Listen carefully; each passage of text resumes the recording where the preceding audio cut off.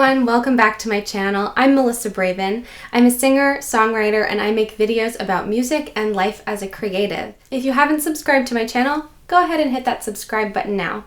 So last week I talked about my hearing loss experience and how I recovered my hearing with the help of specialists. And I also talked a little bit about having to manage some lifestyle changes because I continue to be symptomatic with a potential diagnosis of Meniere's disease. So if you want to know more about that experience, you can go ahead and check out that video here. So because I continue to be symptomatic with a couple of other issues related to my hearing loss experience, such as dizziness or tinnitus, feelings of pressure changes in my ears, sometimes feeling like my ear is covered a little bit, I continue to manage some of these symptoms with the lifestyle changes that the ENT recommended to me in our visit. An ENT is an ear, nose, and throat specialist. In case you're not familiar with that, they specialize in conditions of ear, nose, and throat. So to manage my symptoms, the ENT recommended that I reduce stress, limit my alcohol consumption, limit caffeine consumption, get adequate amounts of sleep and rest, and reduce my sodium consumption. When I was first symptomatic with this hearing loss and the dizzy spells that came along with it, I was working a different kind of job in a different environment, and I was experiencing a lot of stress. My symptoms tended to come back during periods of high stress, and I noticed this pattern over and over again. I have since moved on to another job opportunity, but sometimes when I am under a lot of stress and not sleeping or eating properly, I will notice these symptoms come back, but in a lesser degree. So they're definitely less severe. Stress, it can be managed, but we can't all quit a stressful job or immediately remove anything that's stressing us out of our lives. So reducing stress is definitely important, and finding ways to cope with stress is important, but it's not always as feasible. Diet is just easier for some people to adjust than the levels of stress in their life. Before we get into diet, I do want to address sleep as well. Making sure that you're getting enough sleep is absolutely a part of this too, because it allows your body to rest and heal. So try as much as you can to get good quality sleep. One of the habits that I've taken up is timing when I go to bed based on when I'm going to wake up the next day. Sounds like a no-brainer, but I try to time it more with my REM cycles, and REM, I think a cycle lasts around 90 minutes. So I try to count in 90-minute increments. So if I get up at 6, I want to fall asleep at 10:30 or midnight. And that way I know that I'm at least completing my REM cycles or getting close to completing those REM cycles. So that's just a little hack that I use. So now let's get into some diet changes. Based on what I've read from research or different articles about how diet and hearing loss can be connected, is that anything that increases the swelling in your body or the water retention in your body, this can increase the swelling of your inner ear. So one thing that I highly recommend that I didn't list before is to drink a lot of water. You don't have to overdo it. You don't have to drink a gallon a day or anything like that, but try to keep yourself hydrated. You're also going to want to reduce your caffeine and alcohol consumption. So my understanding is that both caffeine and alcohol can dehydrate your body, and the dehydration can impact your inner ear. I have noticed that when I do drink more caffeinated beverages, or if I have a lot of chocolate or something, for example, with a high caffeine content, or if I have an alcoholic drink, I will sometimes notice the next day that my ear has ringing, pressure changes, feels a little bit muted, like a hand is covering it. I do sometimes notice those symptoms come up as soon as a couple of hours or a day later. Really, I want to talk about sodium the most because sodium increases water retention. Sodium is a really hard thing to lower in our diet. I didn't realize just how much sodium was in everything that I was eating. So the recommendation is to keep your sodium intake under 2,300 milligrams per day if you want to have a low sodium diet. 2,300 milligrams is about a teaspoon of salt a day. Now you might be thinking, well, I don't add a teaspoon of salt to anything that I eat, but think about all of the things that you consume in any given day and how many processed foods especially are in your diet. So if you're eating any kind of processed meat like deli meat or sausage or something like that, that's going to have a ton of sodium in it just from how it's been processed. So I've had to get really good at reading package labels so that I can see how much sodium is in a serving. Okay, so I have this ketchup here. It has 180 milligrams in a tablespoon. Okay, that's not so bad, but also how many times do you measure out your ketchup by the tablespoon? And I know that I use more than a tablespoon every time I use ketchup. So that's just something to keep in mind, that even though something might say, oh, it's 180 milligrams per tablespoon, that's not a lot, I can have plenty of that. You have to do the math and you have to consider, okay, how many tablespoons did I actually have? Did I have 3, 5, 10? How many French fries did I eat that were covered in salt? Plus I added 10 tablespoons of ketchup on top of it. Now how much sodium are we talking about? So that's kind of the game that I have to play with myself. I call it a game. It's not always fun, but it's quick math that I have to do sometimes to check how many milligrams I'm actually consuming. Sometimes I don't actually calculate the amount of milligrams of sodium, but I'll just look at a number or a percentage of my daily intake value for that particular ingredient or condiment, and I'll say, okay, it's 8% of my daily value.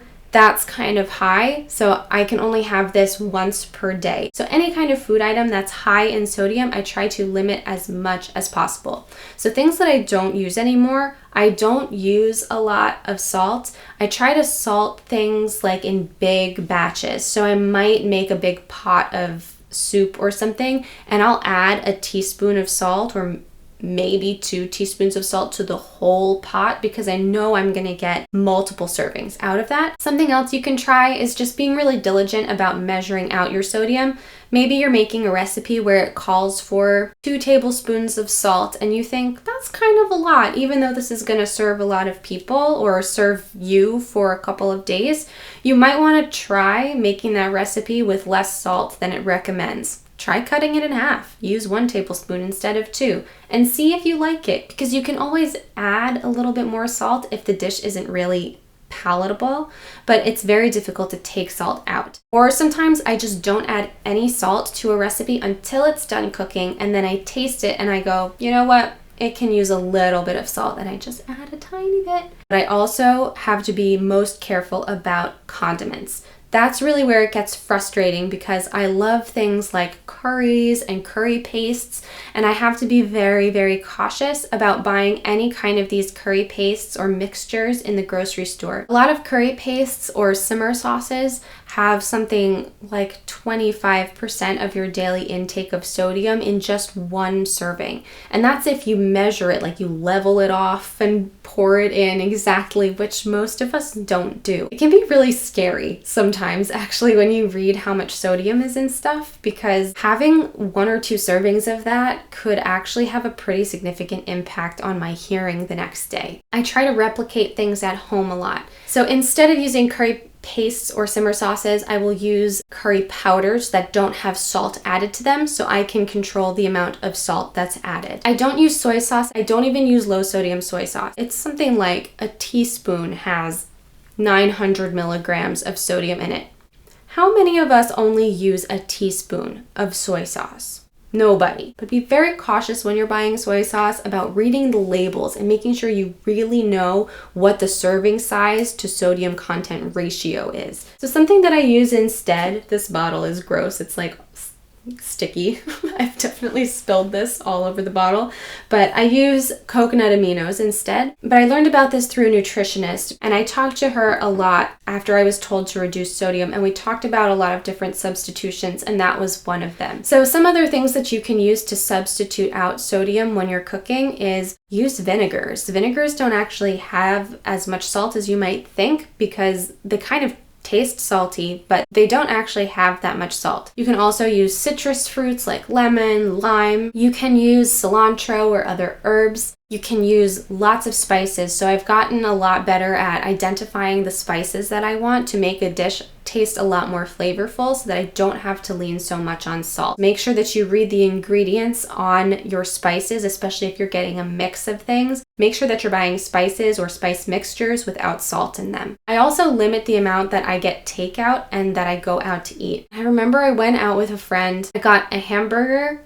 French fries, and a beer. And the next day, tinnitus. I had ringing, I had pressure changes, felt like a hand was over my ear, and I thought, seriously, I can't even go out and enjoy a burger and a beer with a friend? This is so frustrating. And it can be. quite frankly. It can be really frustrating. I don't let that limit me so much. I still will go out and I will enjoy a meal with friends, but I have to be careful. Like if I'm gonna have salty food, maybe I don't get a drink. Maybe I have to stick with water. Or if I'm gonna have a drink, I need to make sure I really hydrate a lot so that the next day I can hopefully minimize the amount of water retention or dehydration combination that's going on in my body. I don't understand all of the science of it. I'm just telling you what I've experienced. So I've gotten really good at meal prepping and trying to make the most of my time to meal prep because I have to be very cautious, as if I have takeout a few days in a row, I'm gonna be dizzy. There are a lot of frustrations to that, and I absolutely feel for you if you are experiencing that. And of course, if you are someone who makes music, if your hearing is kind of going in and out,